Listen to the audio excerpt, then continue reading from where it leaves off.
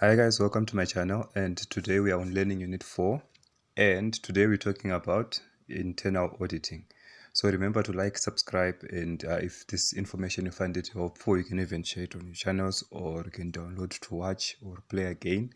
You are more than welcome. And remember, I'm not going to be putting out the study guide or the copies of the study guide that I'm using. I'm using the auditing study guide, which is the 2021 one, and it's available on Telegram. If you'd want to, you also use it, will be beneficial that you use the same study guide as you go through this information. And if you'd want to find that study guide, you're going to find it on Telegram groups or from UNISA resources or people who are doing the same module. So you're here because you're doing the module and you just need assistance. So at 1501 level, Learning Unit 4 speaks about internal auditing. So it will also be beneficial for you to also go to the previous videos that I've done for Learning Unit 1 up to 4 so that you have a nice catch up and you would actually see the light in the things that you'll be doing. So this channel mainly deals with accounting and auditing, financial accounting related modules. So feel free to like, comment, subscribe. The other part that we have to deal with, we have to look at is internal auditing. So the way that they described or they put this chapter across, in my own opinion, it's a bit offish because you are supposed to start on the definition before you can see how everything fits into where. So the definition that they gave us there, they are saying internal auditing is an independent, objective assurance and consulting activity designed to add value and improve an organization's operations. So this definition that they give in its broadness, is basically trying to alert you to the duty and function of internal auditing. But however, on the bright side, you are not going to be really divulging much into internal auditing in this module. You are really going to be dealing much with the external part. But however, they then go and give you a definition of what's going to be going down with internal auditing. So it's mainly you are having an auditor, but the auditor is in-house. Basically, the auditor is now being paid and is an ordinary staff member, just the same way other staff members are, but they will be auditors. Yeah, they will be, their definition or their titles are going to be auditors. So they'll be performing the same function, not more or less the same function that would have been performed by an external party as an external auditor, but this time around, the person is in-house and is being paid a salary. So if it's going to be an external function, they're going to be those people, they are paid a fee and they're not really part of the organization. They come to your company probably at year end or at the beginning of the year or sometime probably just for 3 weeks. They do their function on the 4th week, then they leave, they go elsewhere. But with an internal auditor, the internal auditor would be part of your day-to-day, that they will be there at work on most days. They will definitely be there and they will be performing their function on various departments of the company, trying to give assurance. So another thing that you might want to also understand is internal auditors, they report to management.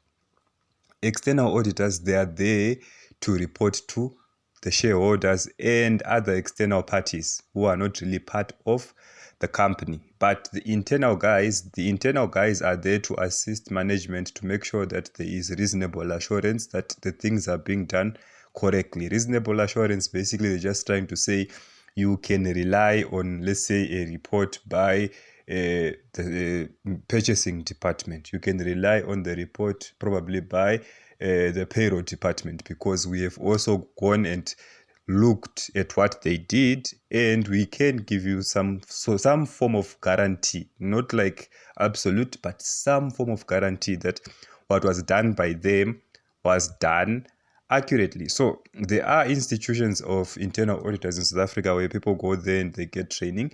Obviously, you first have to get the theoretical part. You complete a 3-year degree. After you complete your 3-year degree, you also have to now join boards, like there are certain boards that you have to be affiliated with, and they'll give you experience, they'll give you training, and after you complete the training, you will get the title or the designation that they have.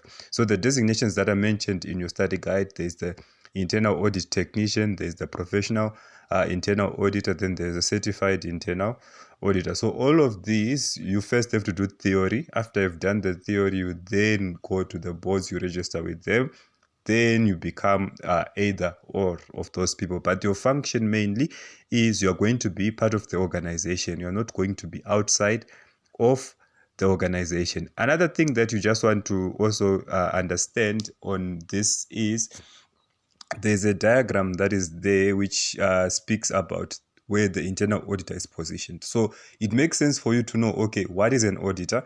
Then we give you the diagram. Because if we start with the diagram will not make sense to you. So there are those people whom they are being called your stakeholders, which are your shareholders, banks, and others. Board of directors, which means the directors, if you see those arrows pointing outwards, it means they report to those people, to the stakeholders. The directors will be reporting to the stakeholders. Just below the directors, you are going to find your audit committee. Part of the audit committee is going to be your CAE, which is your Chief Audit Executive. You're going to find your CEO, which is your Chief Executive Officer. You're going to find your CFO, which is going to be your Chief Financial Officer. So those guys are going to be part of the audit committee. So these guys, they also have management under them. So you would see so the internal audit function is going to come under the executive management, and external is going to be not under executive management because they are not part of the company. So yeah, the other question that is going to be asked, or that you're going to be confronted with, is are these guys then going to be independent? Because you have to remember, bear in mind that they are given a salary by the company. So are they then going to give a report of what is actually happening? Because if there is a cover up of any sorts, that cover up is also going to benefit them financially. So it's a tricky thing, but remember, auditors are governed by code of ethics. There's a way that they have to behave, and if they don't behave in such a way and such a manner, they can be reported to the board. And if someone is reported, then you know that there are consequences attached to that. So they might not really swing in the favor of behaving otherwise. But the core thing that you have to understand about internal auditors, you have to be able to differentiate, for the purposes of this module, you have to be able to differentiate between your internal auditors and your external auditors. You have to be able to differentiate the functions. Okay, what are going to be the functions of the internal auditor? What are going to be the functions of the external auditor? So for it to be simpler for you, just know it on a reporting basis. An internal auditor is going to be a staff member of the organization. Is going to be there on the day-to-day, on a daily. He's going to be there with everyone else, and is going to be performing the function of testing and trying to give assurance. And if there is areas where can be improved, they will have to also give recommendations of improvement. But for the purposes of this module, you just have to know that part, because you are going to be mainly dealing with the external part, which is AUE, which is external. So the part about the internal auditing and internal auditing function, that is your AUI modules. But the part about external, which is your AUE, you mainly are not part of the organization. You are outside of the organization. You are coming into the organization, then you do an engagement, and after you've done the engagement, you have to give a report. After you've given a report, you go away. You are not really part of the organization that you're going to be dealing with. So that is where you should be leaning on more. As for the purposes of this chapter, familiarize yourself with the definition of internal auditing. It is very, very important, so that if they are going to question you, probably in an ABC format or whatever format they decide to question you on, you are able to answer. You are able to answer. And also remember, internal auditors, they are going to be reporting to management. They are not going to be reporting to directors. They will be reporting to management. They're not going to be reporting to shareholders. They're not going to be reporting to banks and other people who might be outside of the business. These are guys who are working internally. And if they can do their work correctly, and if they are able to be established and they're independent, their work can even be very helpful to the external auditor.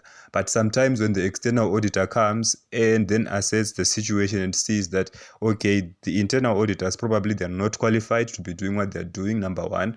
Probably they are also a bit, there's also like sense of a bias, is like they say they're all buddy, and there's just the atmosphere there the atmosphere there is against independence, the external auditor might then choose not to rely on the information being provided by the internal auditor, and they just work on themselves. So that's the part that you just have to understand. And getting to know this chapter, it's going to be very, very helpful for you, so that you can tell the two apart.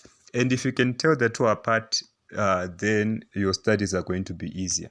And again, please like, subscribe, and thank you so much for listening to this.